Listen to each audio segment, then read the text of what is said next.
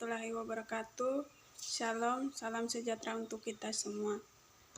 Yang saya hormati Ibu Luh Ade Wilan Krisna, SSI, MKET, PhD, sebagai dosen pembimbing 1. Yang saya hormati Ibu Jana Sofianti, SSI, MSI, sebagai dosen pembimbing 2. Yang saya hormati Ibu Dewa Ayu Agustini Posmaningsi, SKM, MKes, sebagai Ketua Penguji. Yang saya hormati Ibu Luh Ade Wilan Krisna, SSI, MKet, PhD, sebagai dosen penguji, anggota penguji 1. Yang saya hormati Ibu Nimade Marwati, SPD, MSI, sebagai dosen penguji anggota 2. Baik, di sini saya akan mempresentasikan karya tulis ilmiah saya yang berjudul Gambaran Kadar Kolesterol Total pada Peminum Kopi di Banjar Taruna Bhinneka, Desa Pemogan, Kecamatan Denpasar Selatan. Adapun pembahasan kali ini, yaitu yang pertama ada bab 1, latar belakang. Kopi merupakan salah satu minuman yang banyak digemari oleh masyarakat dunia, termasuk juga di Indonesia. Kopi adalah campuran kimiawi yang mengandung lebih dari 1000 zat molekul yang berbeda, termasuk karbohidrat, lipid, senyawa nitrogen dan fenolik, vitamin, mineral, dan alkaloid, kafein, kafestol, dan asam klorogenat. Adalah terkait dengan metabolisme lipid dan secara teoritis dapat mempengaruhi profil lipid serum. Berdasarkan data yang didapatkan dari Asosiasi Eksportir Kopi Indonesia, diketahui terdapat peningkatan konsumsi kopi dari tahun 2010 hingga 2012, yakni dari konsumsi 190.000 ton menjadi 230.000 ton pada tahun 2012, dan diperkirakan akan terus meningkat sampai tahun 2016 hingga mencapai konsumsi 300 ton. Menurut Riskesdas 2013, diketahui tingkat konsumsi kopi di Provinsi Bali yaitu sebesar 49,0%. Data International Cafe Organization mencatat konsumsi kopi di Indonesia periode 2016 per 2017 mencapai 4,6 juta kemasan 60 kg, berada di urutan ke-6 dengan konsumsi kopi terbesar di dunia di bawah Rusia. Tahun 2021, konsumsi kopi di Indonesia diprediksi mencapai 270.000 ton. Senyawa kafestol adalah alkohol diterpen pentasiklik. Kafestol adalah konstituen utama dari reaksi penyambunan minyak kopi, yaitu sekitar 0,2 sampai 0,6% dari berat kopi. Zat ini bersifat anti kanker dan hepatoprotektif. Hasil berbeda didapatkan bila zat ini dikonsumsi dalam jumlah tinggi.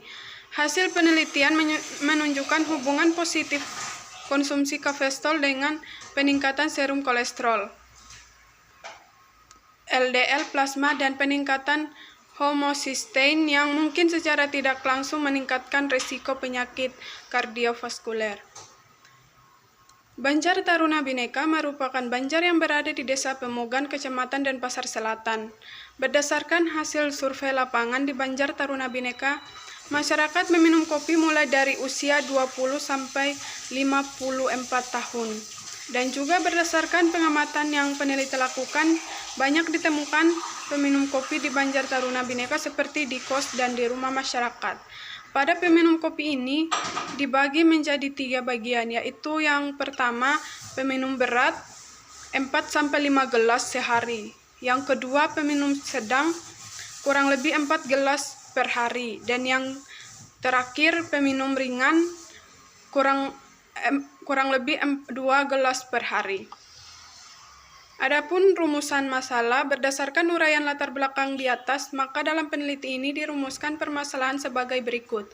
Bagaimana gambaran kadar kolesterol total pada peminum kopi di Banjar Taruna Bhinneka, Desa Pemogan, Kecamatan Denpasar Selatan. Adapun tujuan penelitian, tujuan umum untuk mengetahui kadar kolesterol total pada peminum kopi di Banjar Taruna Bhinneka, Desa Pemogan, Kecamatan Denpasar Selatan.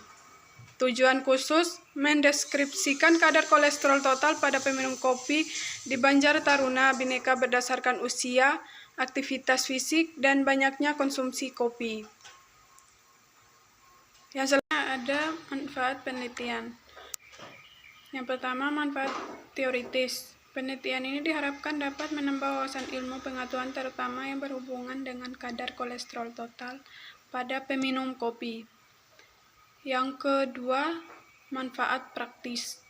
Penelitian ini diharapkan dapat memberikan informasi kepada masyarakat pentingnya menjaga kesehatan dan khususnya pada peminum kopi agar rutin memeriksakan kadar kolesterol. Baik, kita masuk pada bab 2, yaitu tinjauan pustaka. Ada yang pertama, kopi. Pada kopi dibagi atas 5. Yang pertama, pengertian kopi, jenis-jenis kopi, kandungan kopi, dan dampak mengonsumsi kopi, dosis yang aman untuk konsumsi kopi. Lalu yang kedua ada kolesterol. Pada kolesterol dibagi atas beberapa, yaitu definisi kolesterol, macam-macam kolesterol, fungsi kolesterol, kadar kolesterol, faktor risiko kolesterol, hubungan kolesterol dengan konsumsi kopi, pemeriksaan kolesterol total, dan faktor yang mempengaruhi peningkatan kolesterol. Baik, kita masuk pada bab 3, yaitu kerangka konsep. Pada kerangka konsep ini ada peminum kopi. Faktor yang mempengaruhi kadar kolesterol ada usia, aktivitas fisik, banyaknya konsumsi kopi, merokok dan konsumsi alkohol, indeks massa tubuh, jenis kelamin, dan keturunan. Dan akan melakukan pemeriksaan kadar kolesterol total. Pada pemeriksaan ini akan dihasilkan kadar kolesterol total normal dan kadar kolesterol total tinggi. Selanjutnya ada definisi operasional. Variabel kadar kolesterol total. Definisi suatu hasil pemeriksaan kadar kolesterol total dalam darah. Cara pengumpulan melalui wawancara setiap responden dengan pemeriksaan menggunakan metode POCT. Skala data ordinal normal kurang lebih 200 mg per dl.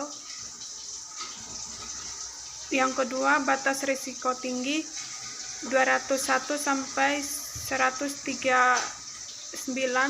mg per dl. Yang terakhir, batas risiko tinggi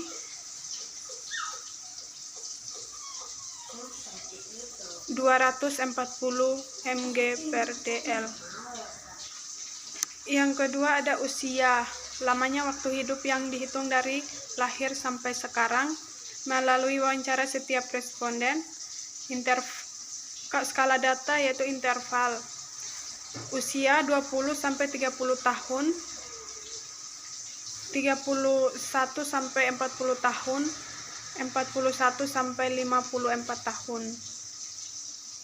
Selanjutnya ada aktivitas fisik. Berapa lama melakukan aktivitas fisik dalam sehari melalui wawancara setiap responden. Interval olahraga jalan kaki kurang lebih 3 kali seminggu, kurang lebih 4 kali seminggu, 4 sampai 5 kali seminggu. Selanjutnya ada banyaknya konsumsi kopi. Seberapa banyak mengonsumsi kopi dalam sehari melalui wawancara setiap responden. Ordinal, peminum kopi berat 4 sampai 5 gelas per hari, peminum sedang kurang lebih 4 gelas, dan peminum ringan kurang lebih 2 gelas per hari. Baik, kita masuk pada bab 4, yaitu metode penelitian. Ada yang pertama, jenis penelitian. Penelitian ini menggunakan jenis penelitian deskriptif, yaitu penelitian yang dilakukan untuk mendeskripsikan atau menggambarkan suatu fenomena di masyarakat atau memotret masalah kesehatan pada sekelompok penduduk atau orang yang tinggal dalam komunitas tertentu. Yang selanjutnya ada alur penelitian, perumusan masalah, penentuan populasi dan penentuan kriteria inklusi dan eksklusi, pengisian informan consent, pengambilan darah kapiler, pemeriksaan kadar kolesterol total metode POCT, mengelola data dan analisa data, dan laporan penelitian. Selanjutnya ada prosedur kerja. Pada prosedur kerja dibagi atas 3 bagian. Yang pertama pre-analitik, analitik, dan pasca analitik. Selanjutnya ada pengolahan dan analisa data. Yang pertama, pengolahan data. Data yang diperoleh dalam penelitian ini berupa kadar kolesterol total, dicatat, dikumpulkan, dan disajikan dalam bentuk tabel dan narasi. Yang kedua, analisa data. Data yang diperoleh berupa hasil pemeriksaan kadar kolesterol total pada peminum kopi, dianalisis secara deskriptif dengan membandingkan hasil penelitian yang diperoleh dengan nilai rujukan dan teori yang terkait dalam penelitian ini. Selanjutnya ada etika penelitian. Pada etika penelitian dibagi atas 4. Yang pertama, lembar persetujuan. Yang kedua, kerahasiaan. Yang ketiga, tanpa nama. Dan yang keempat, keadilan. Masuk pada bab 5, yaitu hasil pembahasan. Kriteria peminum kopi di Banjar Taruna Bhinneka. Subjek dalam penelitian ini adalah laki-laki dan perempuan peminum kopi yang bertempat tinggal di Banjar Taruna Bhinneka, Desa Pemugan, Kecamatan Denpasar Selatan, yaitu sebanyak 30 responden. Berikut ini adalah tabel distribusi karakteristik responden. Karakteristik peminum kopi berdasarkan kelompok usia. Pada tabel di atas menunjukkan bahwa berdasarkan kelompok usia, dari 30 responden peminum kopi, kelompok usia 20-30 tahun menjadi kelompok usia dengan jumlah responden sebanyak 16 orang, 53,3%. Yang paling sedikit pada kelompok usia 31-40 tahun, yaitu sebanyak 11 responden, 36,7%. Yang kedua ada karakteristik peminum kopi berdasarkan aktivitas fisik. Pada tabel di atas menunjukkan bahwa berdasarkan aktivitas fisik yang dilakukan dari 30 responden peminum, sebagian besar melakukan kopi berdasarkan aktivitas fisik. Pada tabel di atas menunjukkan bahwa berdasarkan aktivitas fisik yang dilakukan dari 30 responden peminum kopi, sebagian besar melakukan aktivitas fisik kurang lebih 4 kali sebanyak 11 responden 36,7%. Aktivitas fisik kurang lebih 3 kali sehari, yaitu sebanyak 11 responden 36,7%. Dan yang paling kecil melakukan aktivitas fisik 4-5 kali sebanyak 8 responden 26,6%.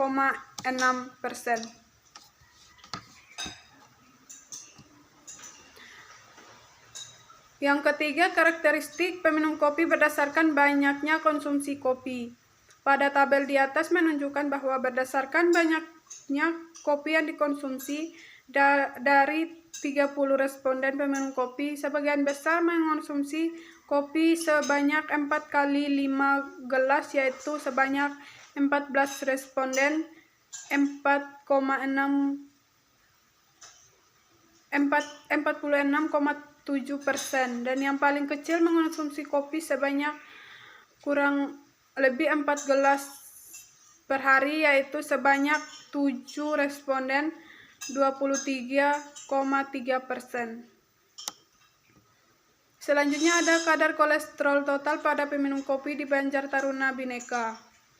Pada tabel di atas menunjukkan bahwa dari 30 responden peminum kopi, sebanyak 20 responden 66,7% mempunyai kadar kolesterol total normal. Sebanyak 6 responden 20% memiliki kadar kolesterol total batas risiko tinggi, dan sebanyak 4 responden 13,3% memiliki kadar kolesterol total risiko tinggi. Kadar kolesterol total pada peminum kopi di Banjar Taruna Bhinneka berdasarkan usia. Pada tabel di atas menunjukkan bahwa kadar kolesterol total normal, yaitu pada kelompok usia 20-30 tahun sebanyak 14 responden 46,7%. Kadar kolesterol total risiko tinggi yaitu pada kelompok usia 31-40 tahun, yaitu sebanyak 3 responden 10%, dan kadar kolesterol total risiko tinggi yaitu kelompok usia 41-54 tahun sebanyak 4 responden 13,3%. Kadar kolesterol total pada peminum kopi di Banjar Taruna Bhinneka berdasarkan aktivitas fisik. Dari hasil pengukuran didapatkan pada tabel di atas menunjukkan bahwa kadar kolesterol total normal, yaitu pada aktivitas fisik yang lebih banyak, yaitu 4-5 kali sebanyak 4 responden 26,6%.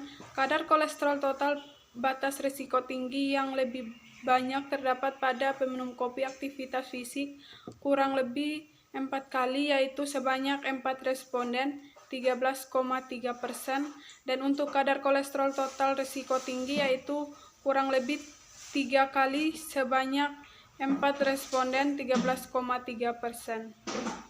Selanjutnya ada kadar kolesterol total pada peminum kopi di Banjar Taruna Bhinneka berdasarkan banyaknya konsumsi.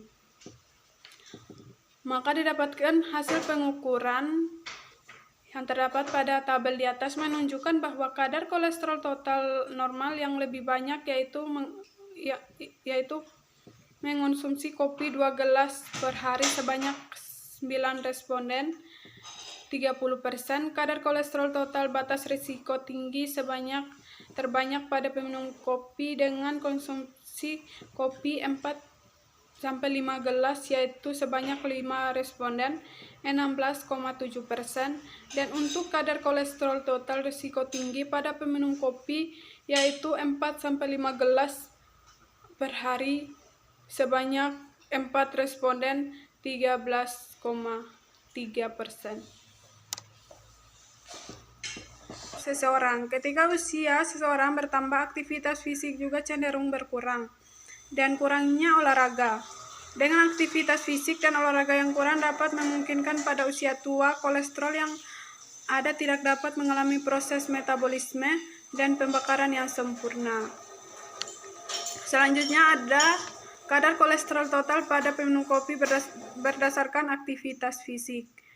Hasil penelitian ini menunjukkan bahwa kadar kolesterol total batas risiko tinggi paling banyak terdapat pada responden dengan aktivitas fisik kurang lebih 4 kali sehari, yaitu sebanyak 13,3% dari total sampel, dan untuk lembar kadar kolesterol risiko tinggi dengan aktivitas fisik kurang lebih 3 kali, yaitu sebanyak 13,3%. Aktivitas fisik yang rendah akan mendorong keseimbangan energi ke arah positif sehingga mengarah pada penyimpanan energi dan penambahan berat badan. Akibatnya akan mempengaruhi terhadap peningkatan kadar kolesterol darah. Begitupun sebaliknya. Selanjutnya ada kadar kolesterol total pada peminum kopi berdasarkan banyaknya konsumsi kopi. Hasil penelitian ini menunjukkan bahwa kadar kolesterol total batas risiko tinggi terbanyak pada responden dengan konsumsi kopi 4-5 gelas, yaitu sebanyak responden 16,7%, dan kadar kolesterol total risiko tinggi terbanyak dengan konsumsi kopi 4-5 gelas per hari, yaitu sebanyak 4 orang.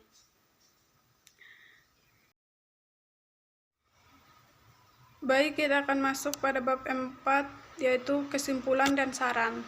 Yang pertama ada kesimpulan. Berdasarkan hasil penelitian tentang kadar kolesterol total pada peminum kopi di Banjar Taruna Bhinneka, maka dapat disimpulkan bahwa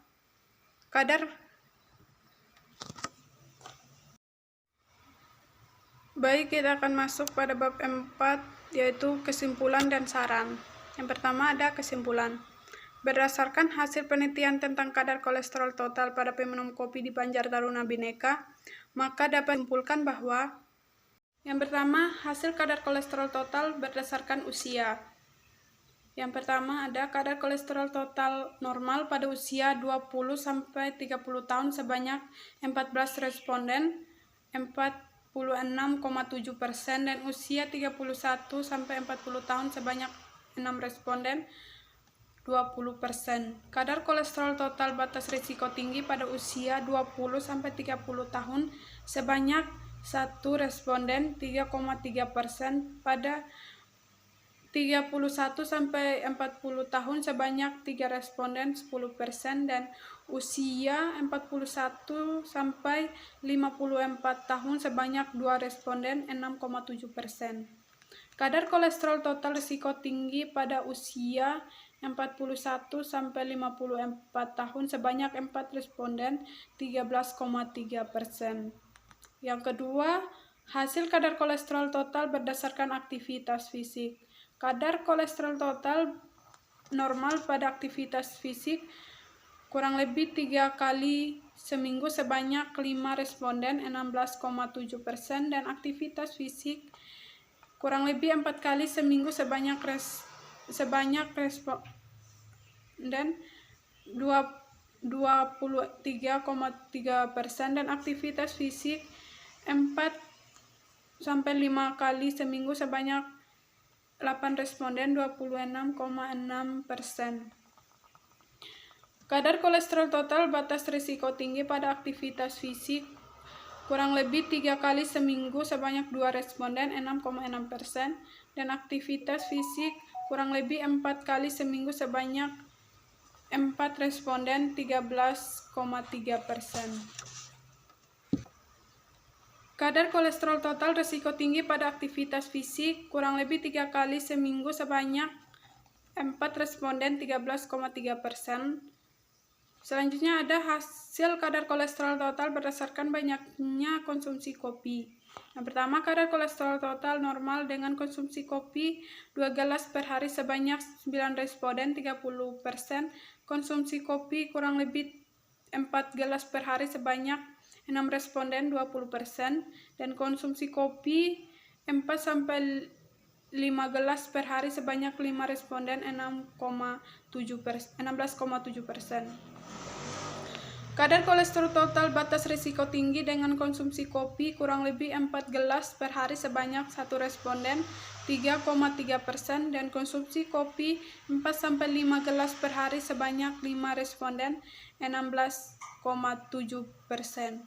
Kadar kolesterol total risiko tinggi dengan konsumsi kopi 4-5 gelas per hari sebanyak 4 responden, 13,3%. Selanjutnya ada kadar kolesterol total pada peminum kopi yang normal didapatkan sebanyak 20 responden, 66,7%, batas risiko tinggi sebanyak 6 responden, 20%, dan risiko tinggi sebanyak 4 responden, 13,3%. Maka dapat disimpulkan bahwa 20% memiliki kadar kolesterol batas risiko tinggi dan 13,3% memiliki kadar kolesterol total risiko tinggi pada usia 30–40 tahun paling banyak ditemukan kadar kolesterol batas risiko tinggi yaitu sebanyak 10%, dan pada usia 41–54 tahun paling banyak ditemukan kadar kolesterol risiko tinggi yaitu sebanyak 13,3%. Aktivitas fisik kurang lebih 4 kali seminggu sebanyak 23,3% yaitu memiliki kadar kolesterol total batas risiko tinggi, dan kurang lebih 3 kali seminggu sebanyak 13,3% yaitu memiliki kadar kolesterol total risiko tinggi. Banyaknya konsumsi kopi ditemukan pada 4–5 gelas per hari sebanyak 16,7%, yaitu kadar kolesterol total batas risiko tinggi, dan pada 3–5 gelas per hari sebanyak 16,7%, yaitu kadar kolesterol total risiko tinggi. Selanjutnya ada saran. Yang pertama, bagi peminum kopi agar dapat menjaga pola hidup sehat dengan cara berolahraga secara teratur, lebih memperhatikan asupan gizi yang baik dan mengurangi konsumsi kopi. Yang kedua, bagi peneliti selanjutnya diharapkan untuk melakukan penelitian yang berhubungan dengan peminum kopi seperti pemeriksaan kadar kolesterol LDL, kolesterol HDL, dan trigliserida. Saya sampaikan, mohon maaf bila ada salah kata atau penyampaian yang kurang berkenan. Saya ucapkan Om Santi Santi Santi Om. Assalamualaikum warahmatullahi wabarakatuh. Shalom, salam sejahtera untuk kita semua.